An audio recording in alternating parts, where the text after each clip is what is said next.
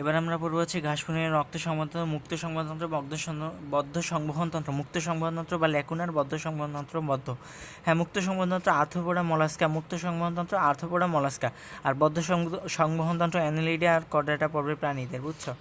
তারপর হচ্ছে কি, ঘাসফড়িংয়ে সাধারণত বদ্ধ সংবহনতন্ত্র বিদ্যমান, মুক্ত সংবহনতন্ত্র বিদ্যমান হচ্ছে ঘাসফড়িংয়ে। হ্যাঁ, ঘাসফড়িংয়ের হচ্ছে রক্ত সংবহনতন্ত্রের তিনটা প্রধান অংশ, সেগুলো হচ্ছে কি হিমোসিল, হিমোলিম এবং হৃদযন্ত্র। হ্যাঁ, হিমোসিল হচ্ছে কি, ওই যে সিলম আর ব্লাস্টোসিল একীভূত হয়েছে হিমোসিল গঠন করছে, যা মিক্সোসিল নামে পরিচিত ছিল। এছাড়া পৃষ্ঠীয় পর্দা, অঙ্কীয় পর্দা থাকে। ঘাসফড়িংয়ের হচ্ছে কি পেরিকার্ডিয়াল সাইনাস হচ্ছে, এটি কি পৃষ্ঠীয় পর্দার ঠিক উপরের দিকে হচ্ছে পেরিকার্ডিয়াল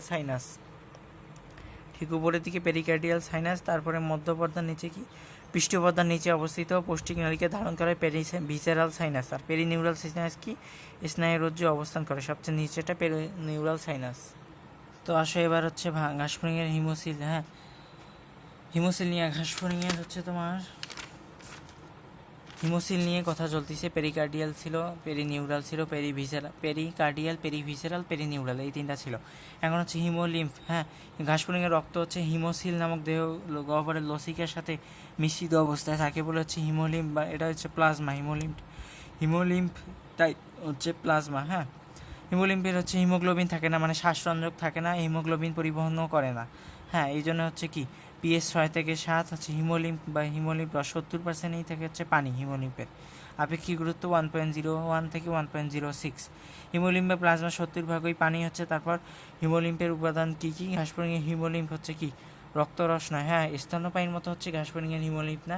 এটাতে থাকে কি অ্যামিনো নাইট্রোজেন উপাদান, নিম্ন সোডিয়াম পটাশিয়াম, বেশি ইউরিক অ্যাসিড, ট্রোহ্যালেস। অ্যামিনো নাইট্রোজেন উপাদান, নিম্ন সোডিয়াম পটাশিয়াম, বেশি ইউরিক অ্যাসিড এবং প্রধান শর্করারূপে ট্রোহ্যালেস, নাইগ্লিসারাইড, লিপোপ্রোটিন ইত্যাদি থাকে। হ্যাঁ, তারপর আসে হিমোসাইট হচ্ছে কি, সাইট বলতেই বোঝাচ্ছে যে রক্তকণিকা। হ্যাঁ, এটা হচ্ছে মেসোডার্ম থেকে উদ্ভূত অ্যামিবয়েড এবং হচ্ছে নিউক্লিয়াস ধারণ করে হিমোসাইট, কিন্তু রক্তকণিকা না।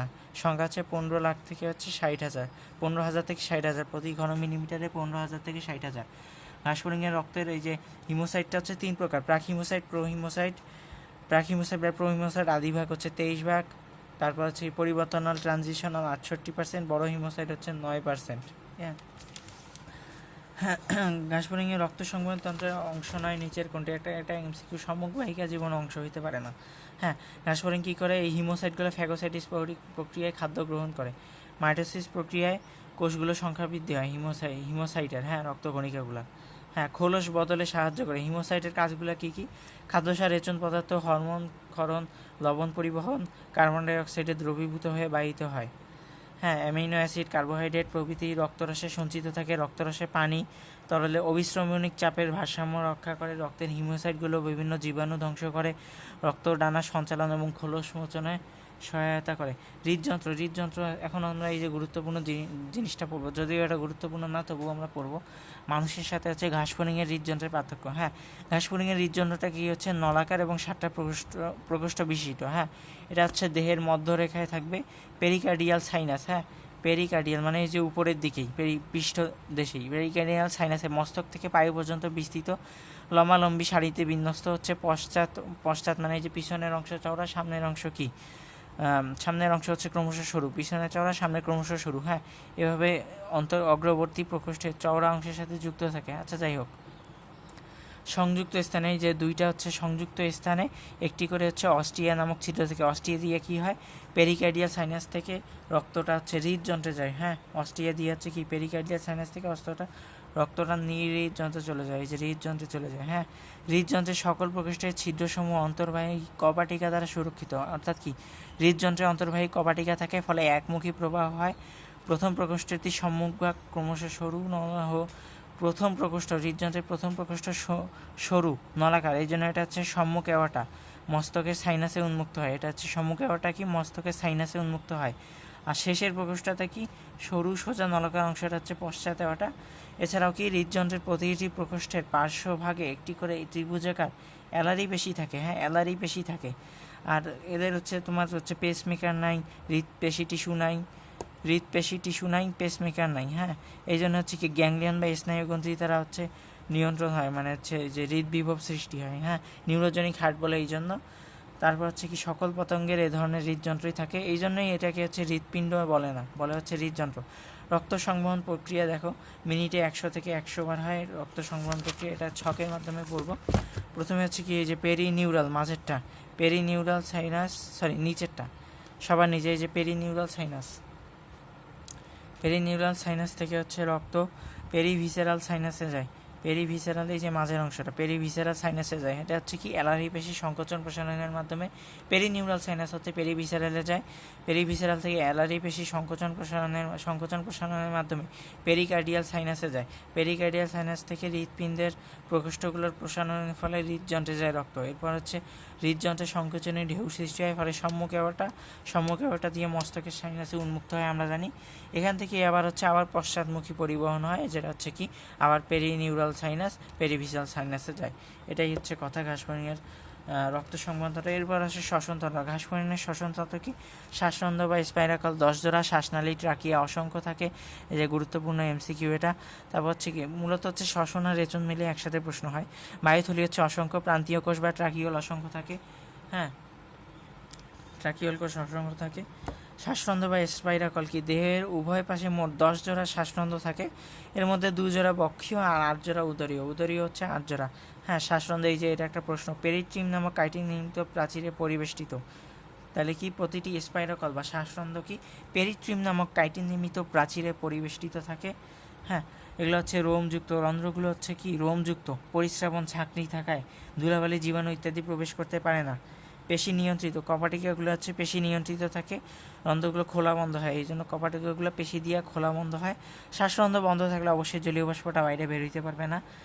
আর হচ্ছে তোমার কি উদরের স্পাইনালগুলো ট্রাকিয়ার সাথে যুক্ত হওয়ার পূর্বে অ্যাট্রিয়াল প্রকোষ্ঠ নামক একটি গহ্বরে উন্মুক্ত হয়, এটা আমরা জানি না, ভালো করে পড়িও নাই। শ্বাসনালী বা ট্রাকিয়া, প্রতিটি স্পাইরাকল অ্যাট্রিয়ামে নামক একটি ক্ষুদ্র প্রকোষ্ঠে উন্মুক্ত, হ্যাঁ স্পাইরাকলটা হচ্ছে কি অ্যাট্রিয়ামে উন্মুক্ত, একটি ক্ষুদ্র প্রকোষ্ঠে উন্মুক্ত, অ্যাট্রিয়াম নামক ক্ষুদ্র প্রকোষ্ঠে উন্মুক্ত। শাখা প্রশাখা যুক্ত বহির্ত্বকীয় ট্রাকিয়া, যা ঘাসফড়িংয়ের ট্রাকিয়া হচ্ছে ঘাসফড়িংয়ের প্রধান, ট্রাকিয়া হচ্ছে ঘাসফড়িংয়ের প্রধান শ্বসন অঙ্গ, ট্রাকিয়া ঘাসফড়িংয়ের প্রধান শ্বসন অঙ্গ।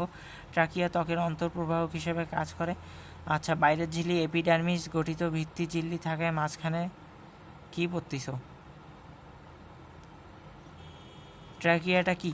এদের প্রাচীর, ট্রাকিয়ার প্রাচীর হচ্ছে 3 স্তর বিশিষ্ট এপিডার্মিস, ভিত্তি ঝিল্লি, হ্যাঁ বহুভুজাকার কোষে গঠিত, এপিথেলিয়াম কোষে গঠিত। আর ভিতরের প্রাচীর, ট্রাকিয়ার ভিতরের প্রাচীর হচ্ছে ইন্টিমা নির্মিত।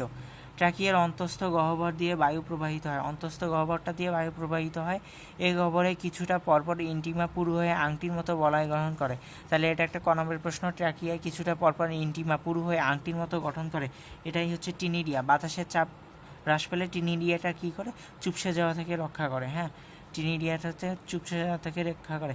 অতিরিক্ত বাতাস প্রয়োগ করে বিদ্যুৎ থেকে ট্রাকিয়াকে রক্ষা করে। আবার কি অতিরিক্ত বাতাস যদি প্রবাহিত হয় তাহলেও টিনিডিয়া হচ্ছে রক্ষা করবে ট্রাকিয়াকে, হ্যাঁ। মোট 3 জোড়া অনুদৈর্ঘ্য ট্রাকিয়াল কাণ্ড দেহের দৈর্ঘ্য বরাবর বিস্তৃত থাকে, হ্যাঁ পৃষ্ঠীয়, পার্শ্বীয়, পৃষ্ঠীয়, অঙ্কীয়, এটা লাগবে না, তেমন একটা গুরুত্বপূর্ণ না।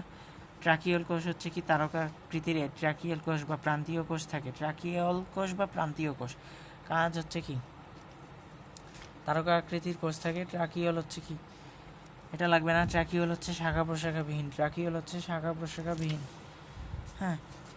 ট্রাকিওলের মধ্যে পার্থক্য অবশ্যই পড়তে হবে। ট্রাকিয়াটা কি? এই যে অন্তঃপ্রাচীরে ইন্টিমা থাকায় চুপসে যায় না, এটা হচ্ছে ট্রাকিয়া। আর ট্রাকিওলের ক্ষেত্রে কি অন্তঃপ্রাচীরে ইন্টিমা নাই, ট্রাকিওলের অন্তঃপ্রাচীরে ইন্টিমা নাই, এই জন্য বায়ুশূন্য অবস্থায় চুপসে যাইতে পারে, হ্যাঁ। ট্রাকিয়াটা হচ্ছে হিমোসিলে অবস্থিত, রূপার মতো চকচকে, বায়ুপূর্ণ থাকে, অ্যাট্রিয়াম থেকে উৎপন্ন হয়। ট্রাকিয়াটা হচ্ছে কি ট্রাকিওলে যায় শেষ হয়, হ্যাঁ দেহকোষের প্রত্যক্ষ সান্নিধ্যে থাকে না ট্রাকিয়াটা, হ্যাঁ। স্পাইরাকল থেকে ট্রাকিওল পর্যন্ত অক্সিজেন এবং কার্বন ডাইঅক্সাইডের বিনিময় ঘটে। আর ট্রাকিওল কি হচ্ছে তোমার কি বায়ুশূন্য চুপসে যায়, দেহকোষে নিবিড় সান্নিধ্যে অবস্থান করে ট্রাকিওল, মানে আরও ক্ষুদ্র ক্ষুদ্র হইল দেহের সাথে বেশি। ওটা যদি রূপা হয় তাহলে ট্রাকিওল হবে সাদা, এটা যদি বায়ু থাকে এটা হচ্ছে ট্রাকিওল তরলে পূর্ণ। ট্রাকিওল কোষ থেকে উৎপন্ন হয়, দেহকোষে সমাপ্ত হয়, হ্যাঁ দেহকোষের ঘনিষ্ঠ সন্নিবেশে আসে। ট্রাকিওল থেকে হচ্ছে কি দেহকোষ পর্যন্ত ব্যাপন প্রক্রিয়ায় অক্সিজেন কার্বন ডাইঅক্সাইড বিনিময় ঘটে। আর যদি ট্রাকিয়া বলতো তাহলে কি প্রক্রিয়ায়? ট্রাকিওল পর্যন্ত এমনি বিনিময় ঘটে। শ্বাসরঞ্জক না থাকা, হিমোগ্লোবিন না থাকায় এরা শ্বাসফড়িংয়ের রক্ত শ্বসনে তেমন কোনো ভূমিকা পালন করে না। শ্বাসরন্ধ্র দিয়ে নিয়ে শ্বসন ত্যাগ আর হচ্ছে কি শ্বাস ত্যাগ, শ্বসন গ্রহণ এবং ত্যাগ দুইটাই হচ্ছে শ্বাসরন্ধ্র দিয়ে নিয়ন্ত্রিত হয়। হ্যাঁ, পেশির কার্যকারিতা আচ্ছা, পেশির কার্যকারিতা দেহে প্রবেশ করে, এটা লাগবে না। তারপর বলছে কি শ্বাস গ্রহণ বা প্রশ্বাসের সময় 4 জোড়া শ্বাসরন্ধ্র বা প্রশ্বাসী শ্বাসরন্ধ্রগুলো হচ্ছে তোমার খুলে যায়, ফলে কার্বন ডাইঅক্সাইড ঢুকে। কী হয়, 4 জোড়া শ্বাসরন্ধ্র খুললে কার্বন ডাইঅক্সাইডগুলো ঢুকে যায়। আর শ্বাস ত্যাগ কি হচ্ছে কি বাকি 6 জোড়া হচ্ছে কি শ্বাস ত্যাগে সহায়তা করবে। এখন দেখো এই যে সিম্পল জিনিস, শ্বাসরন্ধ্র থেকে বায়ুমণ্ডল থেকে অক্সিজেন গ্রহণ করে শ্বাসরন্ধ্রের মাধ্যমে অ্যাট্রিয়াম থেকে ট্রাকিয়া, ট্রাকিয়া থেকে ট্রাকিওল, ট্রাকিওল থেকে বায়ুথলি, দেহকোষে কার্বন ডাইঅক্সাইডের অনুপ্রবেশ, হ্যাঁ অক্সিজেন অনুপ্রবেশ, জ্বালন ক্রিয়া হয়, কার্বন ডাইঅক্সাইডটা উৎপন্ন হয়। কার্বন ডাইঅক্সাইড ট্রাকিওল দিয়ে আবার এই যে পশ্চাৎমুখী প্রক্রিয়ার মাধ্যমে চলতেই থাকে। হ্যাঁ, ঘাসফড়িংয়ের রেচনতন্ত্র, হ্যাঁ অন্য সব পতঙ্গের মতোই হচ্ছে ঘাসফড়িংয়ের রেচনতন্ত্র অন্ধেকেও মালপিজিয়ান নালিকা থাকে, এটা পরে পড়বো আমরা।